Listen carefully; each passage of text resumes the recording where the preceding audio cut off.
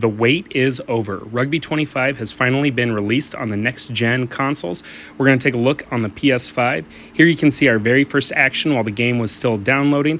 Played France versus Australia. Nice little gap there for a try.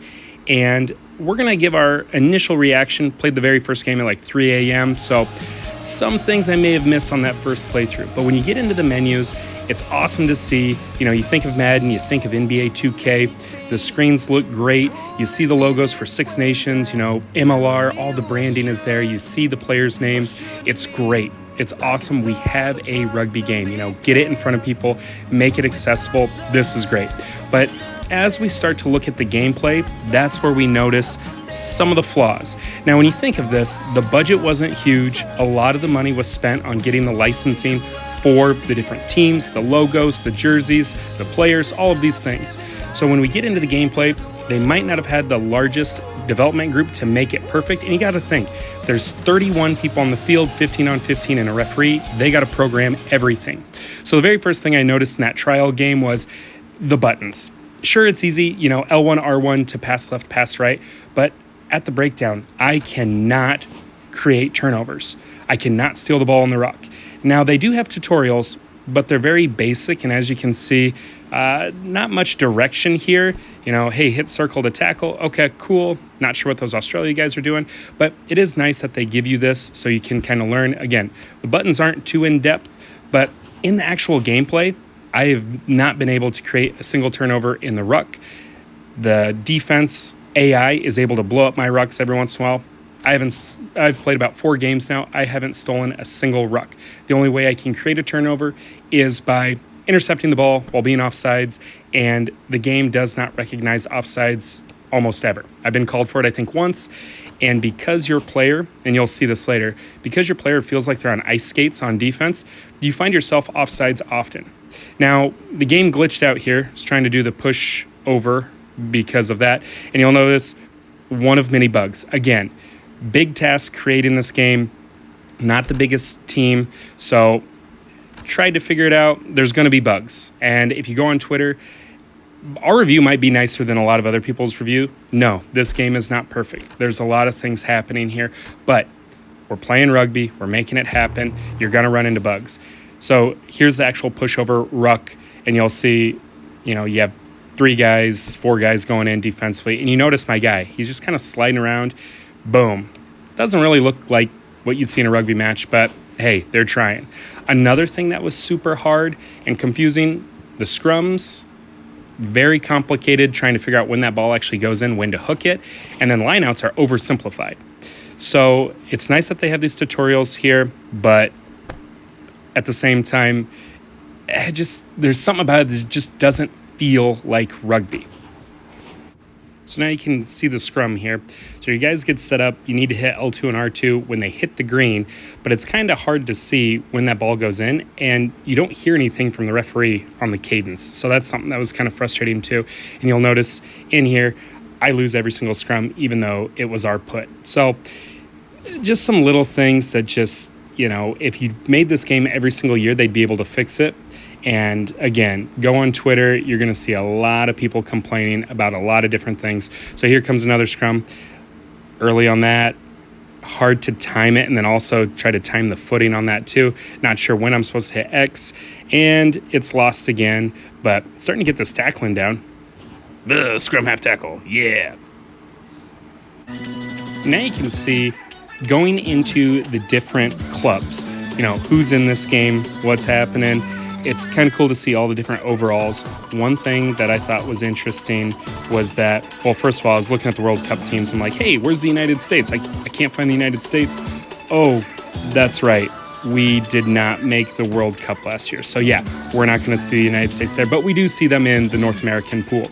Another thing I thought was interesting, you're seeing a team like, I don't know, take a very small country, their overall rankings, 44 overall, and they have their jersey. It's really cool to see some of these random teams and countries that we don't think of.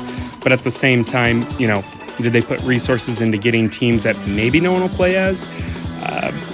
Did they give them more time than they should have had and instead been worried about the gameplay? Also, it's interesting because I get to the MLR. some of the MLR teams, it's kind of cool to see they're ranked in the higher 70s, which does that mean our MLR teams? I know we have some international players and our players are getting better and better. USA right now ranked number 15 in the world, but our MLR teams, could they compete in some of these other professional leagues? I mean, the top MLR team is higher than the Super Rugby Highlanders team. Do you think that the LA RFC and the MLR could defeat the Highlanders in Super Rugby? I don't know. But according to these overalls, they are ranked higher. And then again, you see some of these countries, you probably didn't even know they had a rugby team. And their overalls are very, very low. So here's the MLR overalls. Everyone's around the same spot, except for, the anthem. They're still struggling to find their first win, 0-16 last year. I think they get it done this year. But yeah, the top ranked team, you have Rugby Football Club Los Angeles at 77, Chicago Hounds at 76. Interesting that the New England Free Jacks are down to 74, even though they've been winning championships year after year. So could there be some big changes there in their lineup? And then again, just some random teams in Africa. You see, again, I didn't even know some of these teams were competing. So you can go through all the teams. Pretty interesting, kind of fun to just look at. And then diving into the rosters, here's Tavius Socorro Mathis, friend of the program, friend of the pod. He's from Cedar Rapids, Washington. Then he went and played with the Colorado Raptors, the American Raptors, and now he's with the Chicago Hounds playing lock. And then we have Nady Berge, another friend of the program from Eric Nichols. And it's cool to see these guys because they're guys that we've seen play in, Iowa Youth Rugby or at the University of Minnesota. They've played for clubs that we're aware of. So it's cool to see them in the game. It's cool to see the game growing and to be able to be like, hey, here's Houston versus Chicago. So like I said, I started a career just to see what it was like. And now we're going to get into the gameplay. And I'm going to let it play out. And you'll see some of the bugs. You'll see some of the things that people are frustrated with. And it's fun to be playing rugby on a PS5. Love it. But at the same time, you're going to get frustrated here with a few of the things. So I'll let you see how the game starts off. Pretty cool to listen and see all the sights and sounds. Again, really cool to see. But once the gameplay starts, that's where the cracks start coming through. It is a fantastic atmosphere here at Sabercat Stadium in the USA. We are here for this long-awaited confrontation. Both teams know how important this game will be, so expect a huge effort from both sides in their bid to win this game.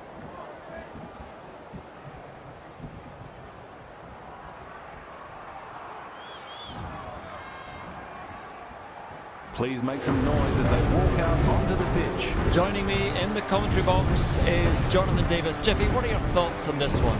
Thanks for that, Andrew. Can't wait for this one to get underway. This match could go any way, so it's very hard to tell.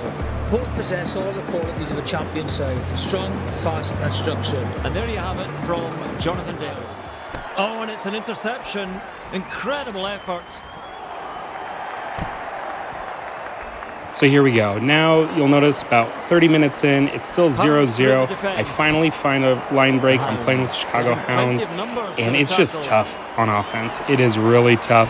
The pick and go is kind of the best way to do something. It doesn't feel like you're doing real rugby, and you'll see the only try we score, Nady Berge, is just a pick and go. And in this match, you'll see later, I have the stats, I was on defense for 75% of the time. Again, things look great, seeing the logos, seeing the stadium, but the gameplay here, there's parts of it that just doesn't feel like rugby. It feels like a PS2 game, but then at the same time, everybody online is saying the greatest rugby game was Rugby 08 on PS2. Everyone wants to compare this game to that game, and it's tough because everyone's saying, why don't they just remaster that? Here's the line out. All you do is say front, middle, or back. There's no skill to it. You'll notice my guy with the red circle around him, it's like he's on skates. I keep finding myself offsides. You'll notice too, we keep playing over and over. There's hardly any knock-ons. There's no turnovers. It's just tackle. Everyone goes in the ruck, nothing happens. Can't create turnover. Tackle behind the line. Can't create a turnover. Then for some reason, they eventually kick it here. But Play the ball back. yeah, it's a little Receives the repetitive. pass. It's hard to get the ball out. Passing is tough. If you go to Barstool Rugby, they did their review.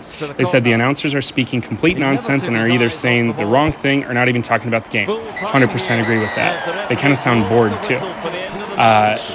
Barstool also said literally impossible to do anything on offense. I agree. I was never on offense. I can't force a turnover. And Barstool Rugby said the same thing. There's no penalties for offsides. I mean, we had a couple of them, but they were egregious. I was trying to see how far I could push it. And then passing. If they can get this done in PS2, why can't we get it done now? These stats are insane. I had 102 tackles compared to their 22. Barely could have the ball. My honest opinion with a rugby video game, I think it should be arcade style. Make it feel like NFL Blitz. Make it feel like NFL Street. Get it moving. Make it easy to play. Make it fun. It's cool to try to be a simulation game. It's cool to have all the bells and whistles and the look polished in the menu screens. But even then, I don't know how to trade players. I don't know how to sign players. I think I'm going to start a series for the Chicago Hounds. We'll see. Maybe make it a YouTube series if people are interested. Could be fun. I mean, I'm going to play it either way, so might do that. It's cool to keep up this way. But again, I don't know how the career system works. Like, it seems like they have cool ideas, but a little bit it just feels unfinished. And again, the biggest gameplay is just, it's hard to do a skip pass. It's hard to do a regular pass. If they can get it done in a PS2 game, why can't we do it now? I say, if you support rugby, if you don't buy this game, and a lot of people don't, they might not make another. But at the same time, it's $50. Why spend your hard-earned money on something that you're not going to enjoy? So I hope this helps make a decision for you. Let us know your thoughts. We'll talk about it on the next episode of the B-Side Boys podcast. It's going to release next Thursday. Again, thank you for watching this, everybody. And, just support rugby however you can. This might not be the best way, but hey, at least they're trying. At least we have something. Wish it was a better product, but cheers.